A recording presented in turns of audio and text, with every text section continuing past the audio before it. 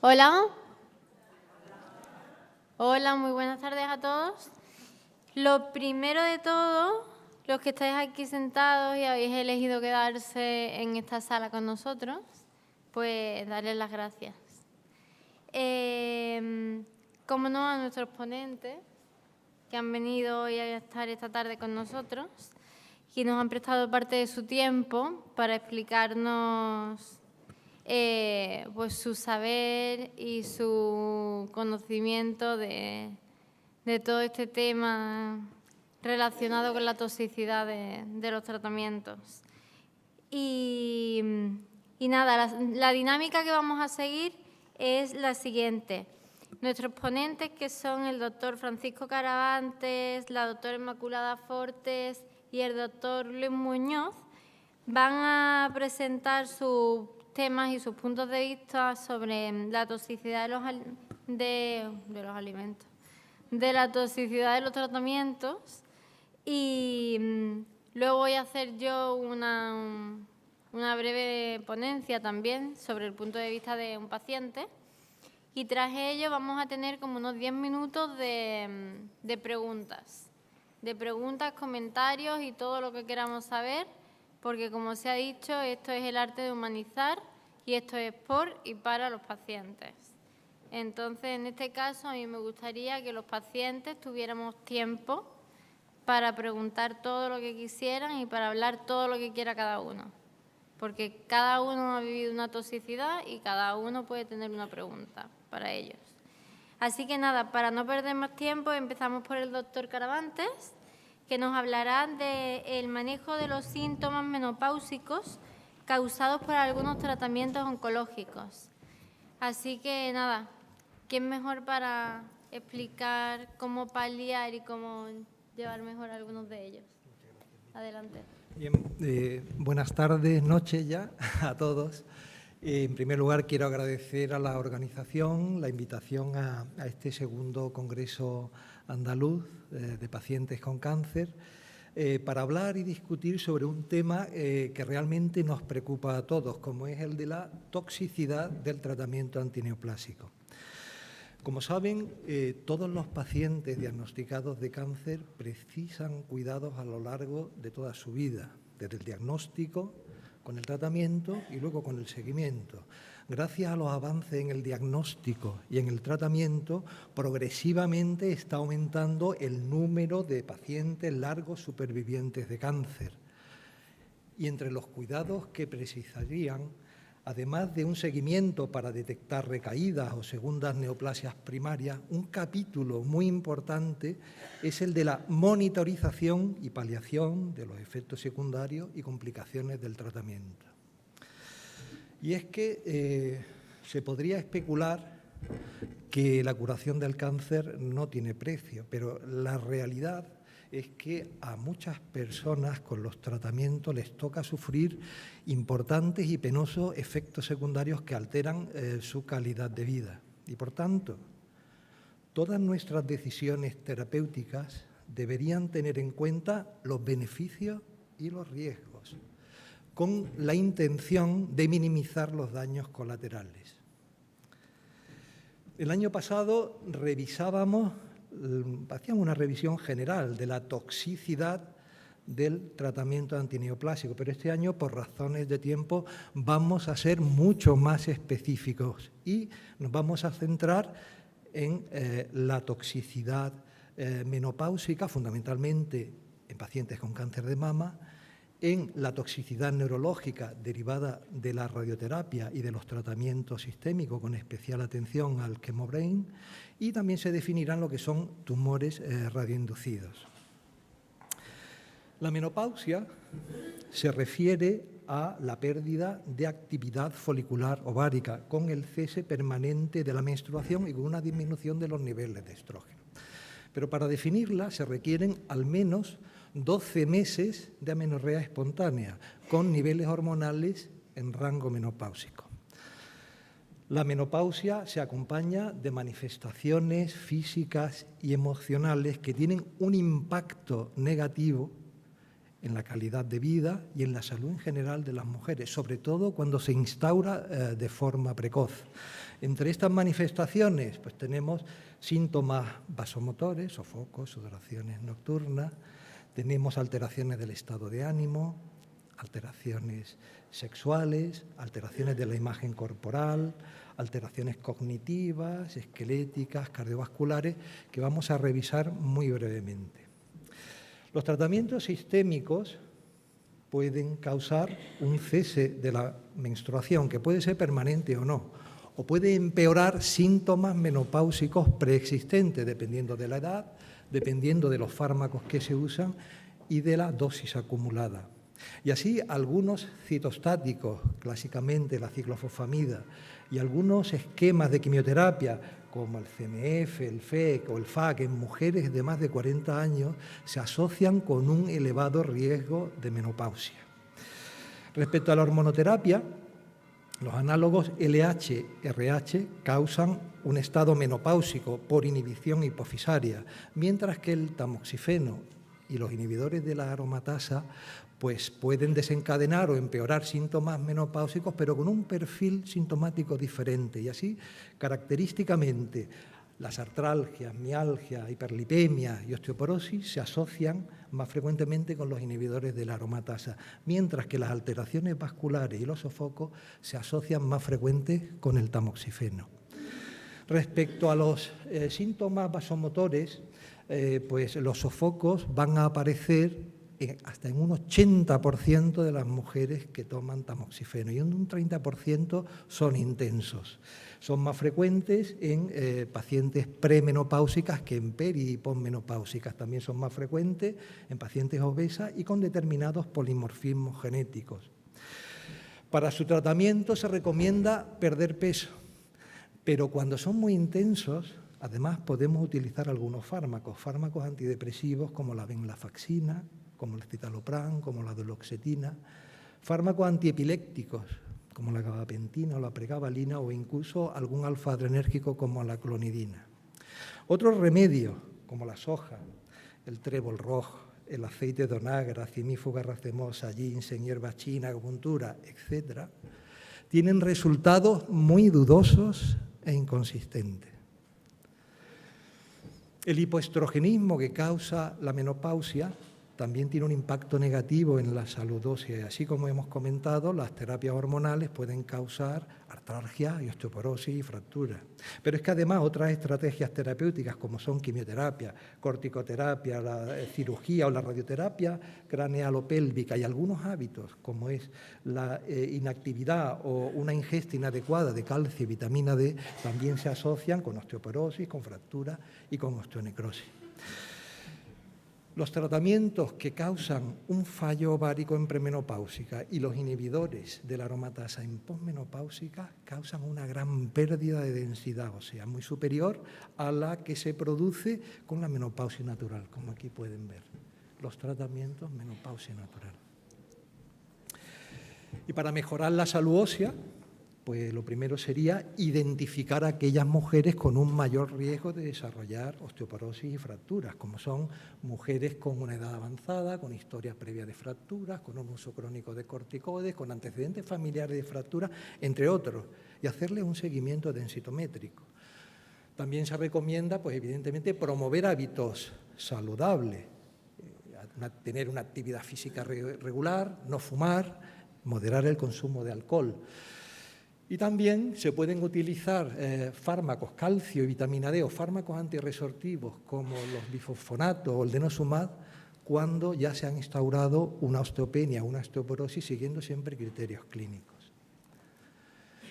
Otra manifestación del hipoestrogenismo es la vulvovaginitis atrófica, que se caracteriza por una inflamación, adelgazamiento epitelial y pérdida de elasticidad vaginal, causando prurito, sequedad y disconfort vaginal, infecciones urinarias de repetición, dolor con el coito y un sangrado poscoital autolimitado. Esta manifestación es más intensa con los inhibidores de la aromatasa que con el tamoxifeno. Y para su tratamiento se recomiendan maniobras no hormonales de entrada, como es el uso de cremas hidratantes y lubricantes vaginales. Se puede utilizar un gel de lidocaína si hay dolor con el coito, o incluso dilatadores si hay una estenosis vaginal. Por último, si los síntomas son muy intensos y no se solucionan con estas medidas, se podrían administrar estrógenos tópicos como estradiol o estriol, fundamentalmente en aquellas mujeres en tratamiento con tamoxifeno. Hoy también se está probando otros fármacos, los pemifeno, pero de todavía datos en pacientes con cáncer de mama, pues la verdad es que nos faltan todavía. Por último, otras manifestaciones del hipoestrogenismo, pues hemos dicho que provocaban también alteraciones en la imagen corporal, porque hay una tendencia al aumento de peso y también hay una tendencia a la alopecia, sobre todo con el uso de los inhibidores de la aromatasa. También el hipoestrogenismo causa dislipemia, hipertensión y aumenta el riesgo de enfermedad cardiovascular. Aumenta el riesgo de cardiopatía isquémica, sobre todo cuando la menopausia se instaura de forma precoz. Es muy importante pues también hacer una promoción de hábitos cardiosaludables en esta población. Específicamente el tamoxifeno aumenta el riesgo de enfermedad tromboembólica. Otras manifestaciones de la menopausia, como son las alteraciones cognitivas, pues las voy a dejar a mis compañeros que en sus charlas la van a tratar. Pero como una conclusión final, pues decir que la investigación continúa con el objetivo de mejorar las tasas de supervivencia, pero también con el objetivo de reducir los daños colaterales por los tratamientos. Ambos objetivos deberían ir siempre juntos. Mientras que la investigación sigue, nosotros en el día a día lo que tenemos que siempre tomar decisiones con la mayor evidencia posible, evitando aquellos remedios que carezcan de una base científica adecuada. Y esto es todo lo que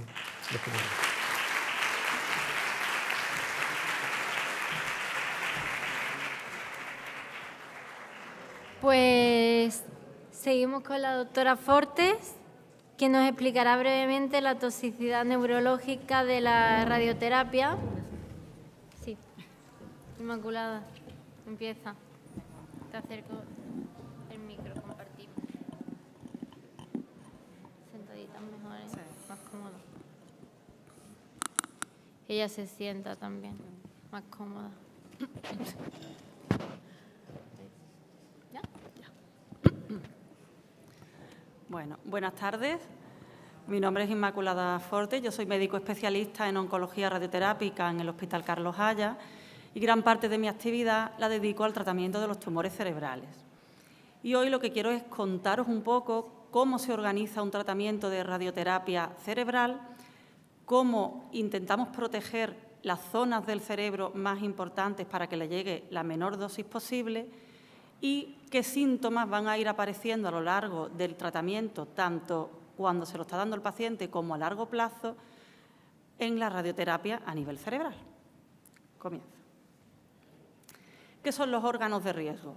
Siempre que vamos a hacer un tratamiento radioterápico en cualquier localización, hay ciertas zonas muy delicadas cercanas al tumor y a las que queremos que le llegue la menor cantidad posible de dosis. Esos son los órganos de riesgo. Su delimitación es fundamental, normalmente lo hacemos con escáner, aunque en algunas ocasiones tenemos que fusionar imágenes de resonancia porque son órganos muy pequeños, localizados muy profundamente en el cerebro y que tenemos que tener muy controlados a la hora de dar el tratamiento.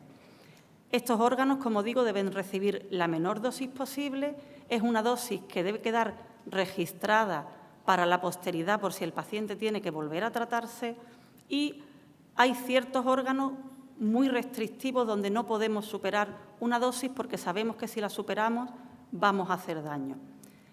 Es verdad que hay ciertos casos en los que tenemos que enfrentarnos a un tumor que necesita una dosis y un órgano que está muy cercano y hay que tomar decisiones a veces difíciles en cuanto a qué hago. ¿Doy la dosis que necesito o paro y no doy esa dosis, pero protejo el órgano? Depende de cada caso, se toma una decisión u otra. ¿Cuáles son esos órganos a nivel cerebral? Sobre todo tenemos la vía óptica para intentar evitar daños en la vista del paciente, la cóclea para el tema del oído, el hipocampo, que está cada vez más estudiado porque parece que la mayoría de los trastornos de memoria que sufren los pacientes a largo plazo después de darse radioterapia está relacionada con esta zona. El tronco cerebral, la hipófisis, donde se controlan una serie de hormonas y pueden producirse daños hormonales a largo plazo, la retina y los cristalinos. Esto es os he traído unas imágenes para que veáis cómo lo hacemos en el día a día. Lo que veis en rojo es un tumor que se delimita, donde vamos a darle la dosis que queremos. Lo amarillo que hay alrededor es un margen de seguridad que siempre cogemos y ahí están señalados los órganos de riesgo. Vamos a ver si... La hipófisis, el tronco, no sé si se ve. Bueno, para que veáis cómo lo hacemos a diario. Otro corte de un tratamiento diferente. Una vez que tenemos controlados esos órganos, lo que he querido transmitir es que sepáis que está todo estudiado y controlado, pero a pesar de eso hay una serie de síntomas que son inevitables. Los efectos que produce la radioterapia los vamos a dividir en 3 grupos. Los efectos agudos, que son los que se producen durante el tratamiento y son muy frecuentes. Es rarísimo el paciente que se da radioterapia cerebral y no tiene alguno de estos síntomas. Son síntomas normalmente transitorios, que suele deberse al edema que se produce alrededor del tumor cuando se está irradiando y normalmente con corticoides suelen controlarse. ¿Cuáles son estos síntomas durante el tratamiento, estos síntomas agudos? La alopecia, que es algo que preocupa mucho, pero que realmente es lo menos importante en estos casos, pero es verdad que preocupa. Eritema del cuero cabelludo, otitis, náuseas, fatiga, cefalea, un enlentecimiento del paciente. Luego existen otros tipos de efectos que aparecen más tarde, entre las 6 semanas y los 6 meses de haber recibido la radioterapia. Y es un empeoramiento de los déficits neurológicos que tenía el paciente previamente, así como una serie de alteraciones cognitivas y déficits en la atención y en la memoria. Eso es algo de lo que se quejan muchos pacientes. Estos síntomas, que duran hasta los 6 meses, también suelen ser transitorios y mejorar de forma espontánea. Y por último tenemos los efectos tardíos. Esos son los más graves, los más peligrosos, porque son los que le van a quedar al paciente para el resto de su vida prácticamente. Se debe fundamentalmente a la necrosis que se produce en los tejidos alrededor del tumor que hemos tratado. Pueden provocar demencia, alteraciones cognitivas y de la memoria, alteraciones hormonales, sobre todo a nivel de infertilidad, menopausia precoz, alteración del tiroides. La severidad de estos síntomas depende está muy relacionado con la dosis que ha recibido el paciente. Dependiendo del tumor que se le trata al paciente, necesita más dosis o necesita menos. A mayor dosis, más posibilidad de este tipo de efectos. En conclusión, lo que quiero que os quede claro es que la radioterapia cerebral cada vez está más controlada a nivel técnico, se tienen en cuenta todos los órganos cerebrales a los que no debe llegarle radiación y que, sobre todo, estos efectos están relacionados con la dosis. Sobre este tema no voy a comentar nada más, pero se me pidió también que hablara un poco sobre lo que son los tumores radioinducidos. Y os he preparado otra pequeña... 4 pinceladas, que sé que vamos mal de tiempo. No, vamos bien. ¿Vamos bien? Yo voy bien. Vale. Bueno. Bueno. ¿Qué es la carcinogénesis radioinducida? Pues esto consiste en la aparición de un tumor debido a la radiación. Esta radiación se ha podido recibir bien pues cuando las bombas nucleares de Hiroshima y Nagasaki, accidentalmente como en Chernóbil, o por el tratamiento de los tumores. ¿Y esto cómo es? Pues es así. Te tratas una zona con radiación y al cabo de muchos años después, tienen que haber pasado muchos años para que esto se produzca, aparece otro tumor de otro tipo. Por ejemplo, personas que se han tratado del pulmón, al atravesar la radiación la zona del pecho, pues años después aparece una lesión en la piel o en la mama y tiene que cumplir una serie de criterios para decir que el tumor es debido a esta radiación. No siempre se le puede echar la culpa, claro. Los estudios que han indagado en este tema han visto que es cierto que existe un incremento de riesgo en las personas que se irradian, pero de muy pequeña magnitud. Evidentemente, cuanto más joven es la persona que recibe el tratamiento, en este caso los niños son en los que se han visto casos más frecuentes, niños que se irradian con poca edad y que años después les ha dado tiempo a que les salga este segundo tumor. Estas neoplasias radioinducidas deben sospecharse cuando en la zona del tratamiento aparece una masa dolorosa con inflamación alrededor y ya mediante pruebas de imágenes, una resonancia, un escáner, comprobar que hay un tumor y que no es el mismo tumor que tenía, porque en ese caso es una recidiva, no es un tumor nuevo. Existen unos criterios para poder definir claramente lo que es un tumor radioinducido, que son estos que os expongo aquí. Que el tumor no estuviera presente antes de que se diera la radiación, que aparezca justo en la zona donde se dio la radiación, no en otra zona diferente, que la nueva neoplasia que aparece haya pasado un tiempo largo suficiente para poder echarle la culpa, entre comillas, a esta radiación que se recibió. Que el tumor se le haga una biopsia y se compruebe que es totalmente diferente al tumor que se irradió la primera vez. Y que el paciente no tenga una serie de síndromes genéticos que le dan mayor posibilidad de tener tumores, como son el retinoblastoma bilateral, una serie de síndromes que predisponen a padecer estos tumores. En conclusión, es verdad que existen los tumores radioinducidos, pero en un porcentaje muy bajo y muchos años después, en personas que son largos supervivientes y que es verdad que se les descubre estos tumores al cabo de los años. ¿Qué hacer? Pues básicamente lo que hacéis todos los pacientes, revisiones cada vez que os corresponda con vuestro oncólogo y a los oncólogos ser capaces de darnos cuenta de que esto está pasando, no olvidarnos de que existe esta patología para poder detectarla a tiempo. Muchas gracias por vuestra atención.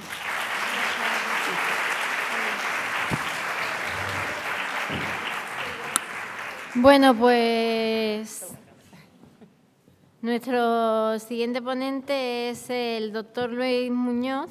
Él nos va a hablar de algo que en mi caso, al igual me enfada que me sorprende, que es el deterioro cognitivo debido a la quimioterapia. Yo en mi caso, no sabía que me tendría que enfrentar a toxicidades como estas, así que me dejo en tus manos para conocer más del tema. Buenas noches a todos. En primer lugar, y vaya por delante, el agradecimiento por haberme invitado a este magnífico congreso que estáis montando entre todos. El tema que se me ha propuesto es hablar de Chemo Brain, de quimio cerebro.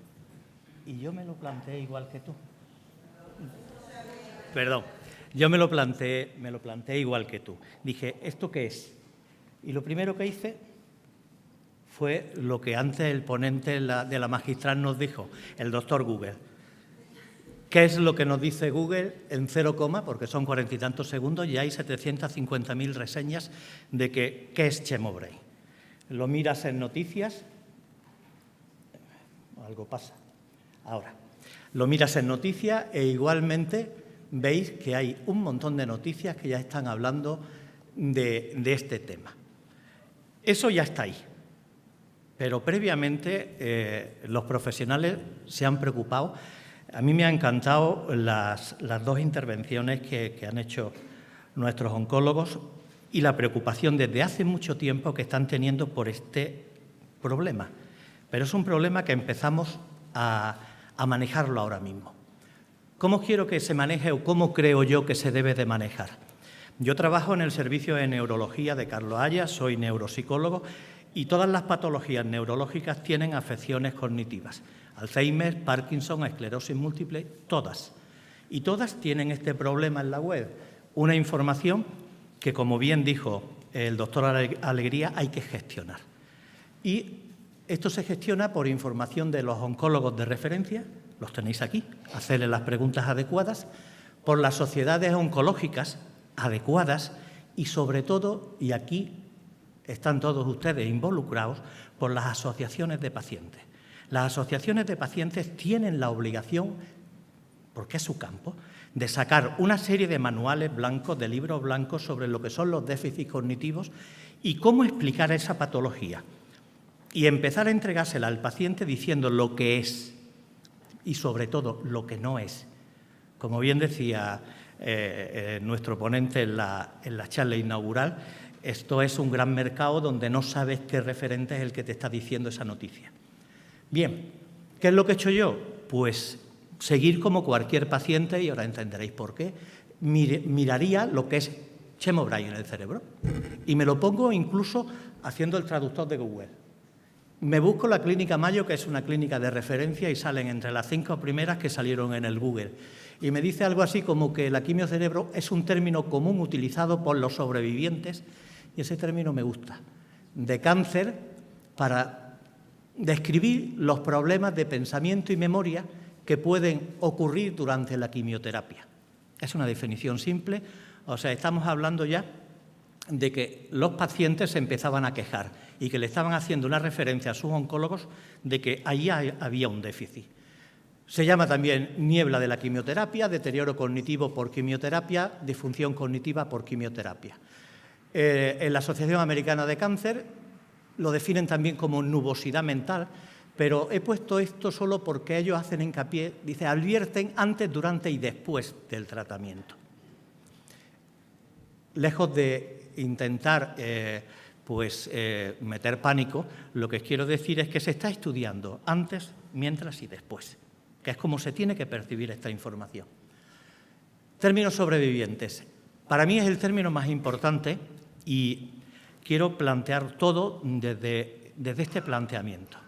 Cuando en neurología nos planteamos por primera vez las patologías de tipo Alzheimer, pues descubrimos que es que no es que hubiera más incidencia o prevalencia de patologías de Alzheimer, sino que nuestros mayores vivían más. Y al vivir más, la incidencia y la prevalencia de que esos cuadros patológicos aparezcan son propios de la edad. Desde el mismo concepto quiero que se capte el término sobreviviente. Afortunadamente estamos en este momento pudiendo discutir sobre patologías que antes no podíamos, y es por el cuidado de ellos, por el cuidado que lleva teniendo, y como bien ha dicho Inma, esa decisión que toma el oncólogo, y muchas veces a solas, diciendo ¿qué hago? ¿Quimio y provoco esto? ¿No quimio y se me va el paciente? Entonces son decisiones que son muy importantes y que a veces no son fáciles de tomar, pero están ahí, porque somos sobrevivientes. Y aquí quiero hacer un inciso donde quiero nombrar a la doctora Hebrero y a Silvia Gil, porque son las que me pusieron mi quimio y mi radio. Con lo cual, sé de lo que estoy hablando. Este concepto es algo que yo tengo que discutir también, decir, ¿me puede venir? Tú lo has dicho antes, ¿no? Que te podía pasar esto. Y a mí también. Por eso estamos peleando por esto. Os pongo un artículo que he cogido simplemente de referencia para que sepáis cómo está evolucionando este estudio. Salió hace 2 mesecitos, está caliente, en febrero del 2007. Es un estudio que la traducción viene a decir quejas cognitivas en supervivientes de cáncer de mama después de la quimioterapia comparada con los controles de igual edad. Es un estudio de un análisis a nivel nacional, multicéntrico, prospectivo y longitudinal. ¿Qué tiene de importancia este estudio? Fijaros, la muestra de pacientes. Son muchos pacientes, en total 964 los que se plantean inicialmente, pero hacen 3 divisiones que a mí me parecen muy buenas, que es pre-quimio, durante el proceso de quimio, justo después de la post-quimio y 6 meses después. Y lo comparan con controles, o sea, con pacientes que no tienen enfermedad. En cambio, sí tienen unas condiciones muy similares, como lo dividen aquí. Fijaros, estos son los controles y esto es la quimio, tienen en cuenta pues la edad, la etnia, la raza. Es un estudio que se ha hecho en Estados Unidos. Miran todos los controles posibles, el tipo de quimio que han tenido, si han tenido control o tratamiento hormonal o no han tenido, y al final incluso miran ansiedad y el MFIS, que es una escala de fatiga.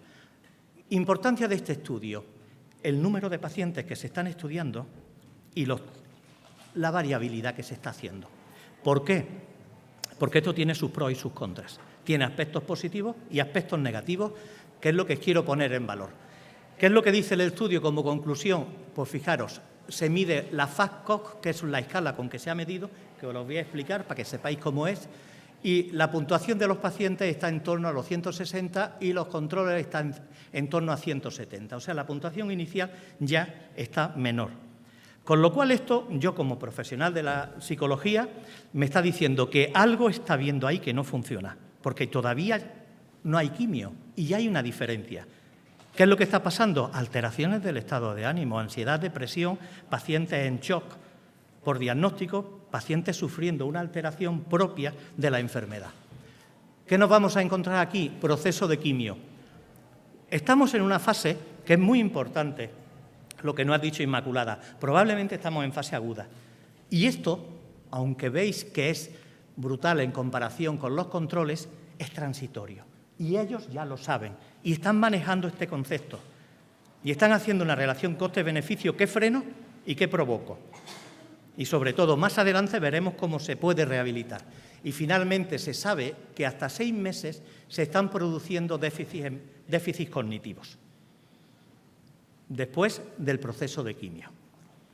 Bien, esta diapositiva está claramente puesta con la intención de esto, de confundir, de que no se vea. A partir de ahora vamos a, muy brevemente, os voy a decir lo que son los pros y los contras de este tipo de abordaje y cómo se está haciendo. Bien, con esto quiero deciros que el concepto de procesos cognitivos es extremadamente complejo. Y lo que no se puede hacer en un ensayo o en un estudio, aunque sea longitudinal, multicéntrico, prospectivo y con 900 pacientes, es decir que falla la memoria o falla la atención. No, mire usted, esto es tremendamente complejo y tenemos que definir qué es lo que está fallando. Porque si miramos memoria, ya tenemos divisiones que nos las están enseñando los ingenieros de informáticos, los de inteligencia artificial, que están diciendo cómo son prototipos de funcionamiento de memoria.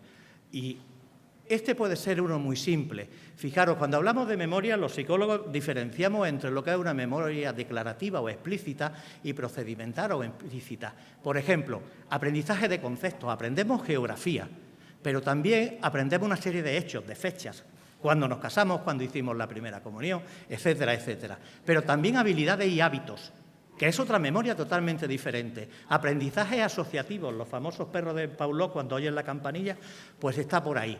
Y redes emocionales, como respondemos ante un determinado tipo de estudio. O sea, esto, y lo que antes nos dijo Isma, que es súper importante, no está localizado todo en el mismo sitio. Estamos por un lado en el lóbulo temporal, en otro lado por el neocorteza, en el otro lado en neuroestriado, amígdala. Yo pertenezco a un equipo multidisciplinario que se llama cirugía de epilepsia, donde están los neurocirujanos, neuroradiólogos, neurofisiólogos, medicina nuclear, y decimos siempre de broma, pues como una especie de eslogan que pusimos, que era no me toque el hipocampo, la memoria.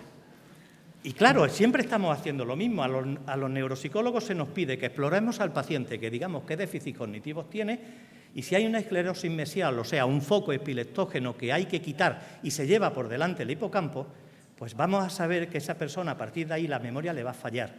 O sea, esto no es del cáncer. Esto también lo produce la cirugía y lo produce en un montón de patologías que el único abordaje que podemos tener o es de quimio o radioterapéutico o a nivel quirúrgico. Bien, esta es la escala que se está midiendo ahora mismo y quiero también plantearla como pro y contra. El FAST-COG es una escala que se está utilizando mucho en Estados Unidos y lo que mide es la función cognitiva. Deficiencias cognitivas percibidas por el paciente, observaciones de otros, habilidades cognitivas percibidas y impacto en la calidad de vida. Eso era lo que nos daba la puntuación pre-post-quimio. Os pongo un ejemplo. Es un autoinventario, no es un test psicométrico, que es lo que quiero que veáis. Es un inventario donde el paciente dice y puntúa 0, nunca, 1 una vez a la semana, 2 veces por semana, 3 casi todos los días y 4 varias veces al día, si he tenido problemas para formar pensamiento. Si mi pensamiento ha sido lento, si he tenido problemas para concentrarme. Y voy poniendo subjetivamente mi opinión. Las observaciones de otras personas me han dicho que parecía tener problemas para recordar información. Lo mismo, es lo que nos dicen las personas que están a nuestro lado cuando estamos después de la quimio o con la quimio, diciendo parece que te está fallando la memoria. Y las habilidades cognitivas percibidas por uno mismo. ¿He podido concentrarme después de la quimio? ¿He podido, por ejemplo, encontrar las llaves donde ponía las cosas? Y uno va puntuando. Y por último, el impacto en la calidad de vida. Bien, a mí me parece que como inventario no está mal. Los pros y contras. Lo mismo que estamos diciendo que ya estamos trabajando este tema y lo estamos trabajando bien, porque se está abordando que esto existe, que esto es real. Hasta hace poco se decían que eran quejas subjetivas por el propio paciente. Mire usted, ¿le falla la memoria? Pues no lo sé. Ya se aceptan como que son reales y son verdad. En segundo lugar, se está viendo mal, pero habrá que verlo mejor, en qué tipo de memoria se está produciendo esa lesión.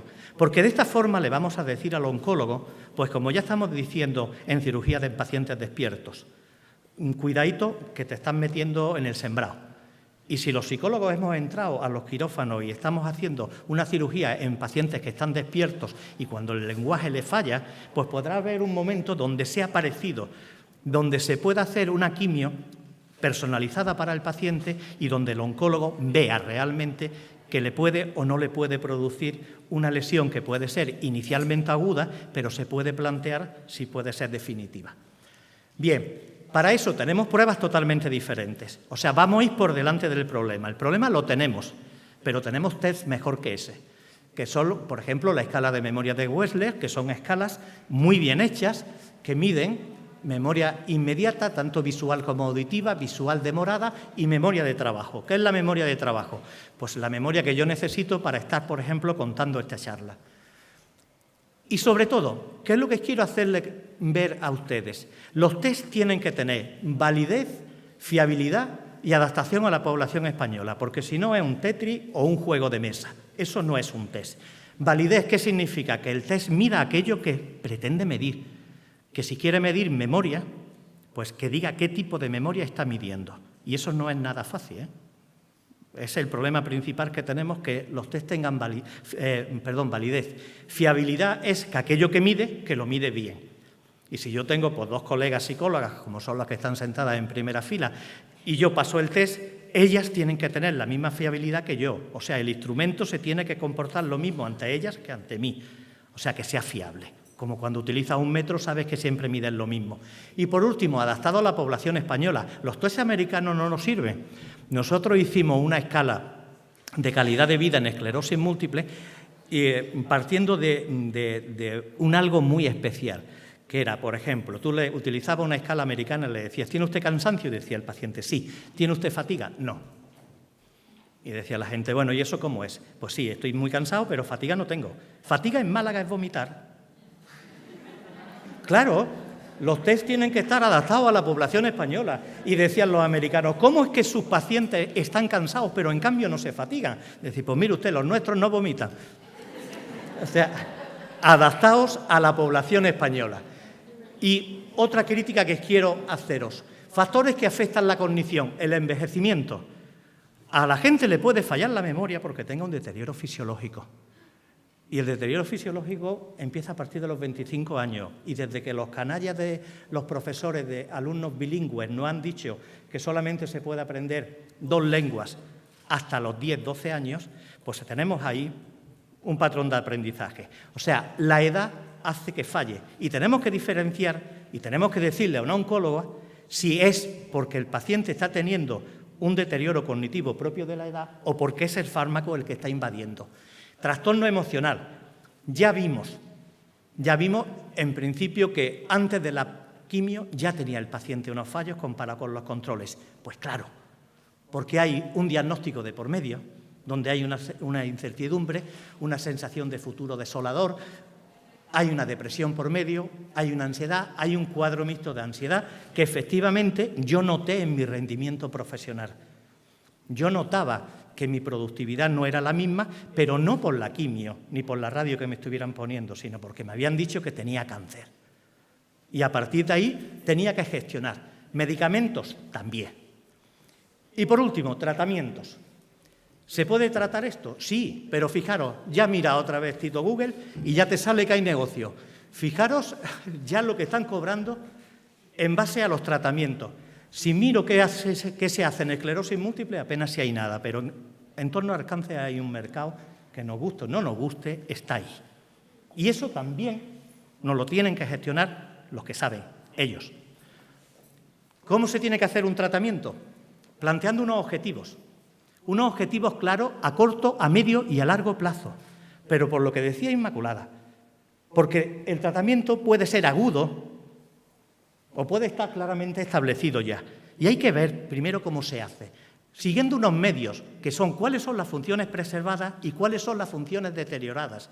Porque a la hora de rehabilitar a un paciente, lo que es la rehabilitación cognitiva, muchas veces hay que partir de lo que está bien y desde ahí tirar. Los neuropsicólogos solamente decimos que no hay cosa peor que una rehabilitación neuropsicológica no hecha, que es la hecha por un neuropsicólogo inexperto, porque favorece que esa recuperación espontánea que tiene el cerebro muchas veces se fastidie.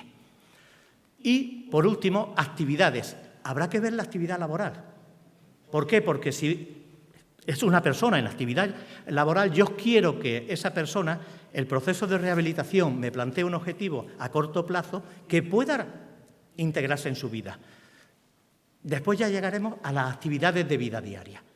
Pero es un proceso de rehabilitación neuropsicológica real y que existe, y que no te lo da una maquinita que compras por un programa de internet del Brain Training.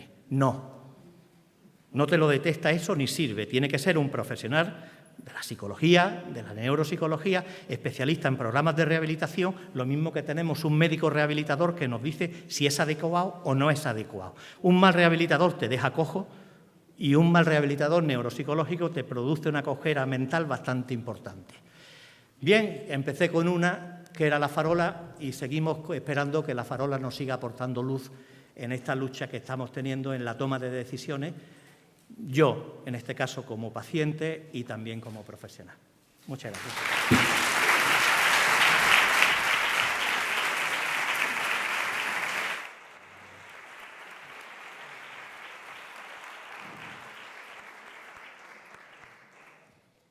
Bueno, pues ya quedo yo.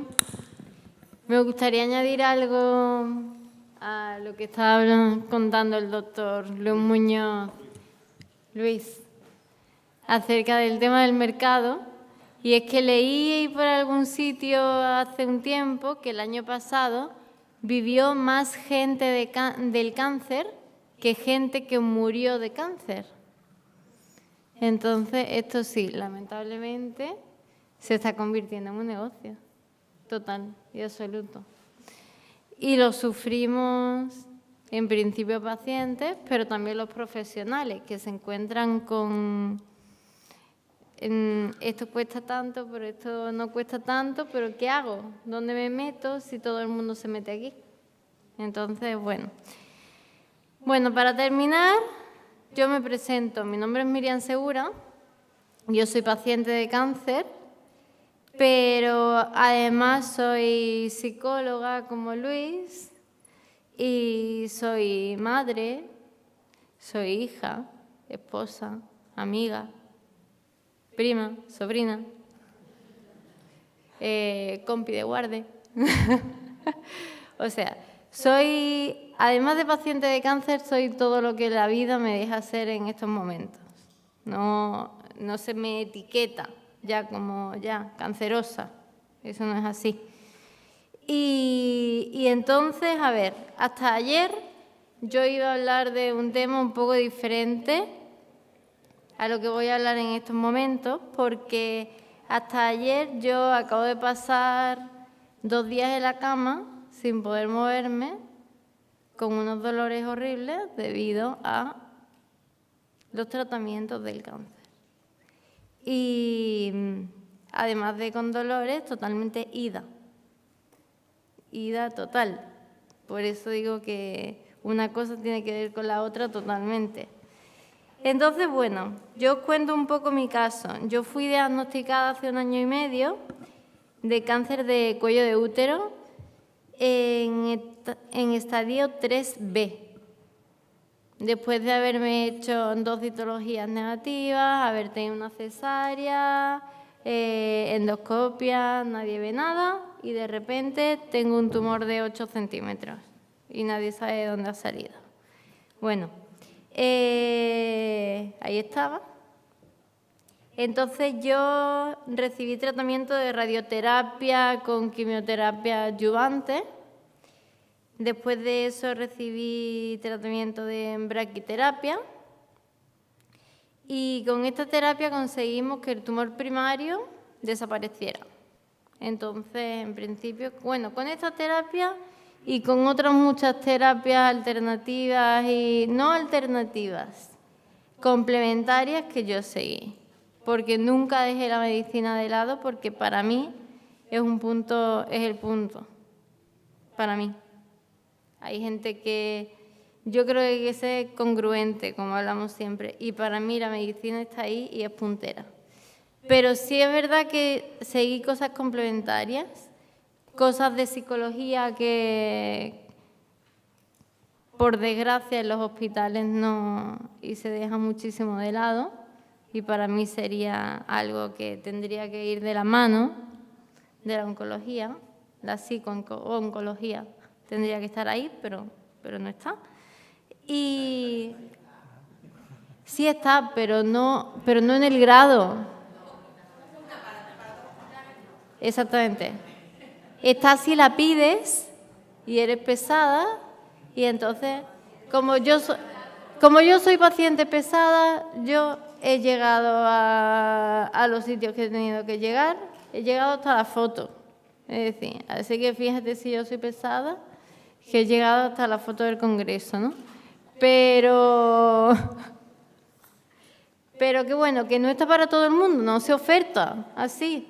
Y cuando se oferta, es verdad lo que dice Luis, te hacen un test que tú dices, pero esto no es lo que yo estoy hablando, ¿qué me pasa? Pero bueno, da igual. Se quita el tumor primario y después de eso nos damos cuenta de que mi tumor ha pasado a los ganglios linfáticos. Entonces, ¿qué pasa? Quimioterapia. Me dan un ciclo de 6 sesiones de quimioterapia con carbo, taxo, beva y por eso lo de mi pelito y otros efectos. Pero bueno, vemos que esto no funciona como tiene que funcionar y ahí vamos a empezar con el tercer tratamiento. Así que yo creo que la tercera va a ir a vencida ya, ¿no? Porque esto ya está un poco pesado. Pero bueno, la vida y el universo a mí me han brindado ahora poder estar dentro de un ensayo clínico de inmunoterapia, donde están formando parte 7 países en el mundo, solo somos 30 pacientes y de los 30 pacientes he tenido la suerte de ser uno de ellos. Y bueno, con este tratamiento vamos a ver qué secuela o qué no secuela vamos a tener, ¿no? Yo siempre digo que lo del pelo es lo de menos y para mí la toxicidad de otras secuelas que yo ni siquiera sabía cuando empezó todo esto es lo de más, ¿vale? Yo me enfadaba muchísimo cuando se veía el cáncer siempre asociado a la caída del pelo, porque yo he estado 1 año entero con pelo y yo decía, ¿y dónde está lo demás? ¿Quién te habla de lo demás? Que no sea un pañuelo rosa, para que lleváis pañuelo y yo que lo he llevado. Entonces, voy a leer porque lo ves, se me va un poco. A mí hay algo que me ha afectado muchísimo y es la incapacidad de leer. Yo a día de hoy no puedo leerme un libro. Puedo leer y a la vista está que yo estoy leyendo y no se me ha olvidado leer. Pero no puedo retener la memoria a corto plazo de lo que estoy leyendo. Por tanto, cuando llego al final de la página, tengo que volver, porque no me he enterado. Yo le puedo contar un cuento a mi niño y sí, porque no me interesa. Entonces, yo llego al final y se lo leo. Pero la incapacidad de leer es algo muy fuerte para mí, por ejemplo, porque esa incapacidad de leer, yo pienso, ¿será transitoria o no será transitoria? ¿Me dejará volver a la vida laboral o no me dejará volver a la vida laboral? Son muchas cosas que te planteas y muchos problemas de decir, ¿podré seguir realizándome como psicóloga o tendré que trabajar haciendo un trabajo manual que no requiera de mi atención y de mis conocimientos que tengo? Entonces, bueno, son muchas dudas y muchas cosas que se plantea la toxicidad de estos tratamientos. Por ejemplo, yo ahora tengo también un dolor en la pierna, que me han dicho mis oncólogos nuevos que yo no tenía ese dolor en la pierna y esa hipersensibilidad en el pie derecho, y me han dicho que es debido a la radiación que sufrí hace un año, que puede ser una secuela a largo plazo. Entonces, que puede ser, pero que no se sabe, que a lo mejor no es, que a lo mejor es otra cosa. La cosa es que yo me rozo el pie y ahí me clavan alfileres. Y algo tendrá que ver con esto. O sea, que hay mucho todavía donde rascar y mucho donde decir hasta dónde llega esta quimioterapia, esta radioterapia, porque no es solo una radioterapia cerebral. Yo la tuve en la pelvis, pero ¿qué relación tiene también? Yo muchas veces me planteo, ¿no?, que hasta dónde llega lo de los supervivientes de cáncer. Somos supervivientes del cáncer, pero luego ¿qué? Vivimos toda la vida con él y lo agarramos de la manita, y hay una cosa muy bonita que escuché, que es, ya no podré tener otra vez una vida normal, pues quizá tendré que inventarme una nueva vida normal, porque la vida normal de antes, pues no podré tenerla. Entonces, se habrá que inventarse otra. Y bueno, ya para terminar, lo que yo quería decir es que no quería irme sin decir que esta toxicidad que vive el paciente es totalmente social, porque esta toxicidad que vive el paciente la vive más el cuidador que el paciente. Y muchas veces se da más cuenta el cuidador, o mi marido, o mi madre, que me dice, Miriam, ¿estás ida? Y a lo mejor yo en ese momento no me doy cuenta. Pero es verdad que a lo mejor llevo 5 segundos mirando para allá y no me he dado cuenta. O mi marido me dice, es que no puedo tener una conversación contigo, o no podemos ver una película. Entonces el cuidador, yo creo que no sabe cómo ayudar la mayoría de las veces, y hay veces pues que se frustran, hay veces que se enfadan, hay veces que nos acompañan y en el fondo tienen el corazón roto, porque en mi caso soy joven y entonces dicen, ¿dónde llega esto? Pero bueno, que a pesar de vernos sufrir, ellos son fuertes, ellos nos ayudan muchísimo, tenemos sitios a donde acudir y la asociación para mí ha sido como una luz en el camino. Y ahí está Eva, que te quiero. Y por eso nada, solo quiero terminar diciendo que la toxicidad de esta enfermedad como he dicho, social.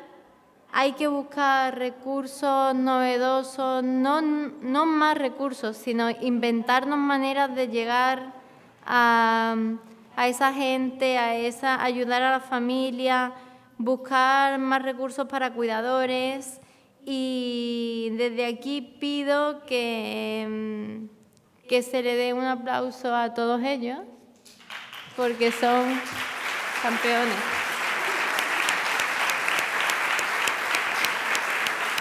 Y para terminar del todo, quiero poner, bueno, yo hago vídeos en YouTube, para el que no lo sepa. Quiero terminar poniendo un vídeo que hice, y es justo acerca de esta toxicidad. Entonces, no quiero dejar de ponerlo, porque mucha gente se ha reído, porque es a tono cómico, pero dice verdades como templos acerca de esto. Así que voy con él. Es muy cortito, ¿eh?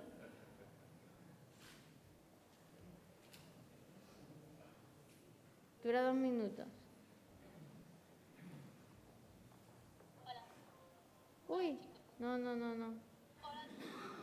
A ver, el volumen para ponerlo allí. Será... Un momento, por favor.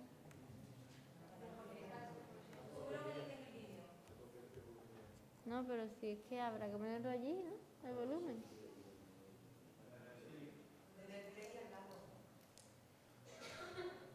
Sí. Sí, pero digo, está sonando en el portátil y no en la pantalla. Entonces, esto es así. Ponme el micrófono. Ah, es que está quitado el cable. Entonces... Es que... ¿Lo ves? Pero eso no es porque se me va, es que yo no soy informática. Entonces...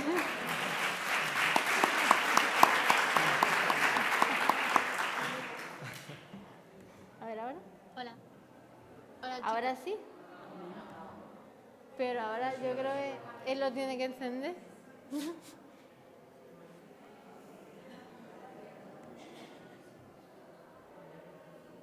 Sí, si no pongo el micrófono. A ver, sí. Sí, pero a ver si Voy a intentar lo último. Que no. Que nada, ¿no? ¿No se escucha ahí? ¿Está puesto? Hola. Hola, chicos. Hola a todos. Hoy estoy aquí porque, bueno, ya que me he pintado un poco, ¿no? Mira, que con cejas, pintaditas, no quedan tan mal. En el momento que una se pone sus cejas, su pestaña pintada, sus labios rojos, pues ya una se encuentra mejor. Entonces, porque no tengo tanta cara de enferma, claro. Y así ni parece. Así estoy yo buenísima. Que, bueno, pues estoy aquí porque hace tiempo yo me inventé una canción. Y me inventé una canción porque se me ocurrió que la gente que canta bien, que canta mal, que baila bien, que baila mal, todo el mundo tiene derecho a cantar y a bailar. Y entonces una terapia que se llama artistoterapia. Y es canto porque me da la gana. Así. Y porque yo interiormente canto súper bien. ¿Qué pasa? Que yo luego pues intento con una canción de Celine Dion, cosas así, y no me llega. Rocío Jurado no me llega. Aunque la canción que os traigo hoy es de Rocío Jurado. A mi manera. Para lo mío. Entonces, pues bueno. Como siempre digo, risa a la vida, que los momentos malos están ahí, están, y llegan cuando llegan. Pero cuando no, risa a la vida, y aquí tienen. 1, 2 y 3. Estoy muy harta de enfermedad, yo estoy muy harta de tener frío y de quimioterapia, de estar cansada y de no tener pelo. Yo estoy muy harta y me enfadé cuando me lo dijeron y yo lloré al llegar a casa luego. Yo estoy muy harta y aunque me ría, yo estoy muy harta. Chimpón. Y nada, aquí se queda mi canción. Espero que os hayáis reído un poco. Y nada, como si, no sé, un poco de humor, un poco de risa, que ya me duele bastante el cuerpo para llorar. ¡Mua! Un montón de amor para todos. Adiós.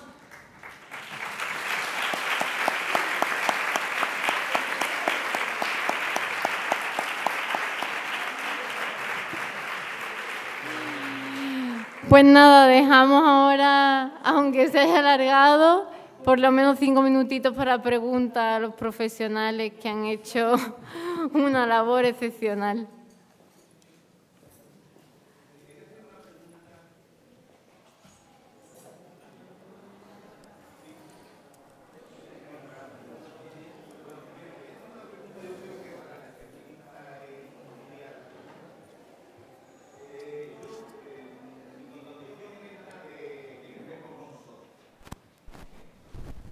Llevamos 11 años combatiendo un cáncer. Y mi pregunta es, porque tengo la percepción de que con el tema de las pruebas de imagen y las radiaciones ionizantes hay dos cosas. Una, que hay muy poco control, se controla muy poco cuánto es las pruebas y cuánto lleva acumulado ya ese paciente desde que empezó con radioterapia, radiocirugía, los TAC, los PET-TAC, las mamografías, todo eso sumando, ¿no? Y no hay una libretita o algo donde se controle, porque creo que en los países del entorno eso se controla y se procura que no pase de un tope determinado. Pero luego creo que hay incluso mucha alegría. A nosotros se nos ha dado el caso de participar en un ensayo clínico y decir, no, para entrar en ensayo clínico un CAC. Usted decía que hace 2 meses que era una resonancia magnética. No, un CAC. No, y el próximo cada 2 meses. Luego cada 2 meses un CAC, para que se quede cada 2 meses. Entonces hay cada 3, cada 4, un CAC. Y no se puede hacer en vez de una resonancia magnética. No se puede hacer otra vez. No, a que nosotros hemos salido del ensayo clínico. Pues claro, y luego que si el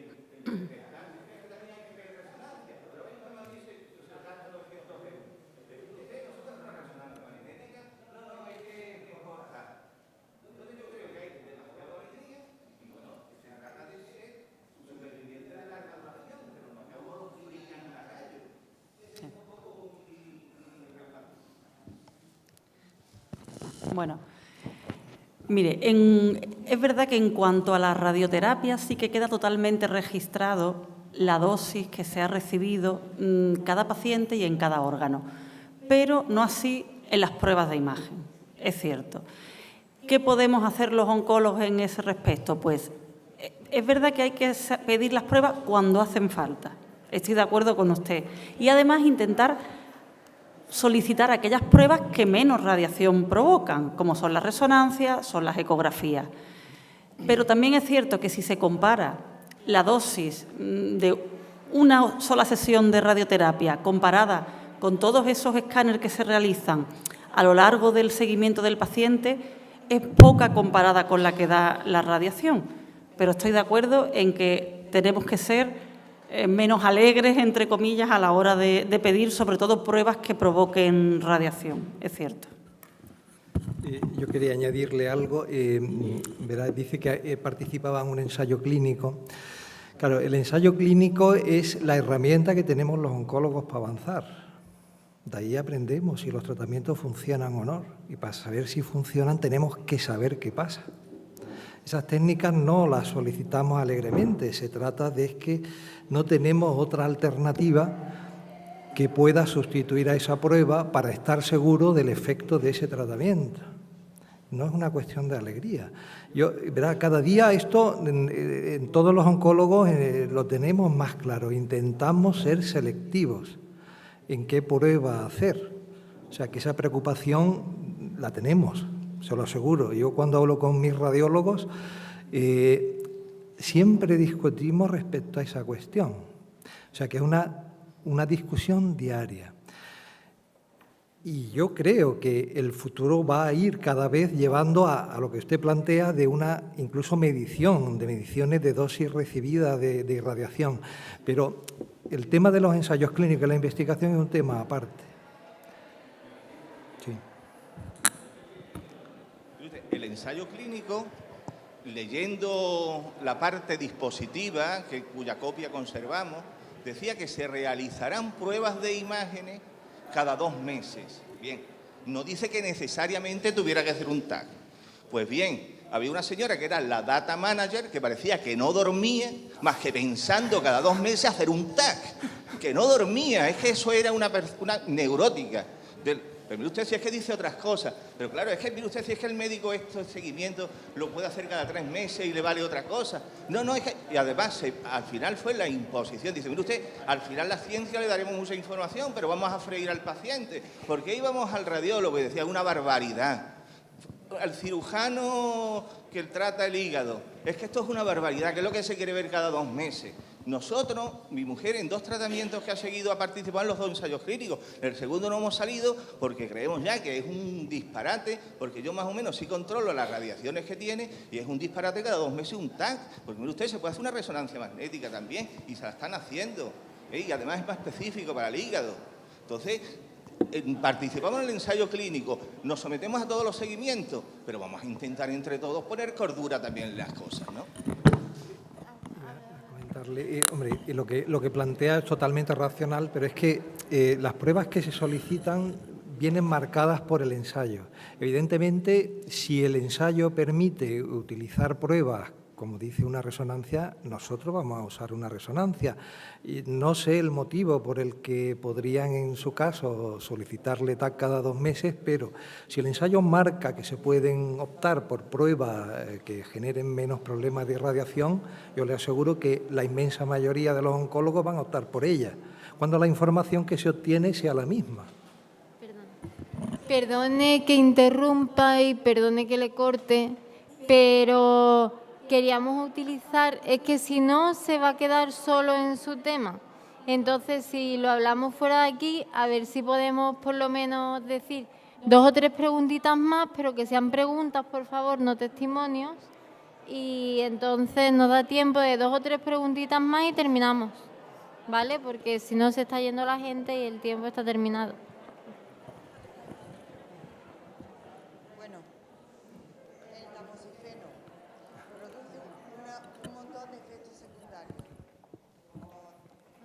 No, es que no, ahora.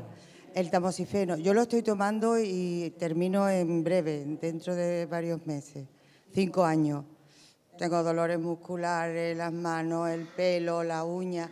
Se supone que cuando deje de tomarlo voy a tener una mejoría en todas estas cosas que me está produciendo. Sí, los síntomas que me comenta seguro que van a mejorarle con la suspensión del tratamiento. Esos son efectos que acompañan a la toma del tratamiento. Hay algunos que yo mostraba que pueden aparecer más a largo plazo, pero los que me está planteando así agudos y los que más afectan a la vida diaria sí van a mejorar.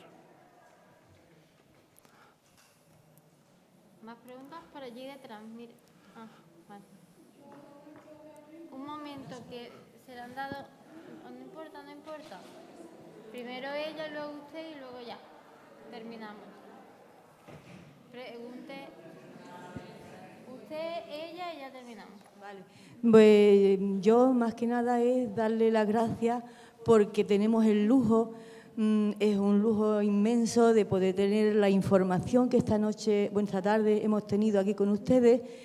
Y bueno, yo soy voluntaria de la Asociación Española contra el Cáncer, soy también testimonio dentro de la asociación y yo cuando llega alguien es que veo pañuelos y bueno, la información que se ha de haber recibido aquí es inmensa y entonces me pongo en el lugar de ellas y un poquito quería decir lo que les digo a la gente que viene a la asociación. Y le digo que, bueno, que yo soy un testimonio, que estoy ahí. Y lo que me dijo la psicóloga cuando yo acudí, y me dijo, mira, lo que le ocurre a nuestro cuerpo le afecta a nuestra mente. Y lo que le afecta a nuestra mente también le afecta a nuestro cuerpo. Pero con la diferencia que tenemos que intentar que nuestra mente domine nuestro cuerpo. Así que vamos a tener pensamientos positivos, grabarlos en ese disco duro que es nuestra mente y transmitirlo a todas nuestras células, para que de esta forma tenga más éxito los tratamientos que vamos a recibir. Muchas gracias a todos. Gracias.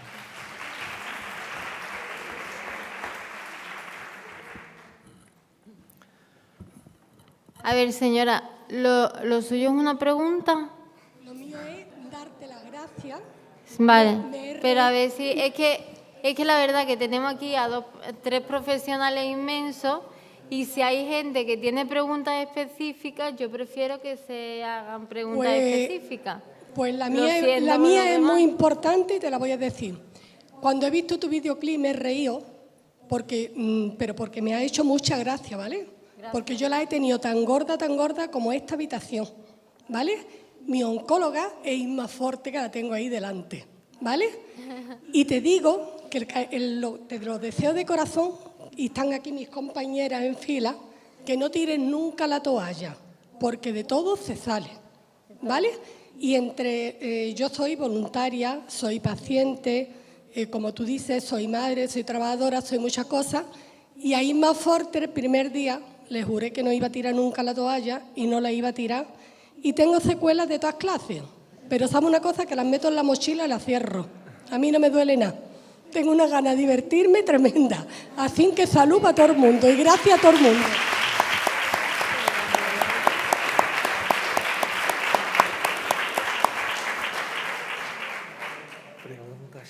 Bueno, si alguien tiene la última pregunta, pero pregunta de verdad, lo dejamos, ¿eh? Si no, cerramos ya. ¿Alguien tiene alguna pregunta en serio? Vale, hay dos preguntas en serio, venga. Que se nos tienen que ir. Perdón. Perdón. ¿Cómo se puede acceder al servicio de neuropsicología de Carlos Haya? O sea, si te llegan muchas pacientes que te dicen este tema y nunca sabemos a dónde se puede dirigir a estos pacientes o con estos problemas. Esto es un aprieto más que gordo. El Servicio Andaluz de Salud y ningún servicio actual en el sistema sanitario español, dentro de su cartera de servicios, tiene neuropsicólogos. Los psicólogos trabajamos adscritos a servicios, normalmente, en mi caso, en el servicio de neurología, haciendo ensayos clínicos. Lo que pasa es que después de 25 años, pues hace un pollaque. Pues ya que está aquí el paciente, le echamos un vistazo, ¿no? Legalmente no hay opción. Se canaliza muy bien por la asociación y por eso he dicho que las asociaciones tienen que hacer aquello que el propio Sistema Nacional de Salud no aporta. Son las asociaciones importantes como esta, lo mismo que hay psicooncólogos, los psicooncólogos pueden y están perfectamente cualificados para hacer técnicas de estimulación cognitiva y de rehabilitación cognitiva. A ustedes.